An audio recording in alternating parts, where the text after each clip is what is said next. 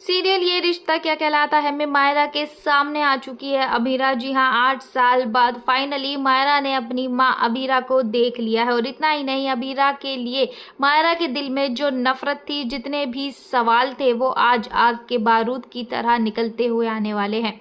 यहाँ पर मायरा अबीरा पर चिल्लाती है और कहती है कि आखिरकार ये औरत यहाँ क्या कर रही है। जिसके बाद अब जैसे ही ये नज़ारा बुआ जी देखती हैं तो उन्हें समझ नहीं आता है कि क्या चल रहा है। और उनके सामने ये सच आ जाता है कि अरमान अबीरा का डाइवोर्स हो चुका है और ये दोनों सिर्फ दिखावा कर रहे हैं पति पत्नी बनने का, कि जिसकी वजह से आर्यन और दिशा की शादी हो जाए। और इतना ही नहीं, मायरा यानी कि अबीरा की बेटी अपनी माँ को पसंद तक नहीं करती है।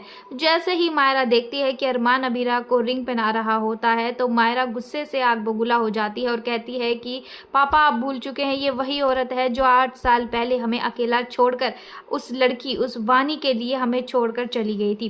पहले यहाँ पर जहाँ मुक्ति अपनी याददाश्त खो बैठी है, उसे ये जरा भी नहीं मालूम है कि वानी यानी कि उसी की बात हो रही है। यहाँ पर अभी वानी का राज नहीं खुला है कि मुक्ति और वानी दोनों एक ही हैं, लेकिन मायरा और अबीरा का आमना सामना हो चुका है। जहां पर अबीरा मायरा को समझाने की कोशिश करती है, लेकिन मायरा अबीरा को धक्का दे देती है और कहती है कि मुझसे दूर रहो, मैं तुम्हें अपनी माँ नहीं समझती।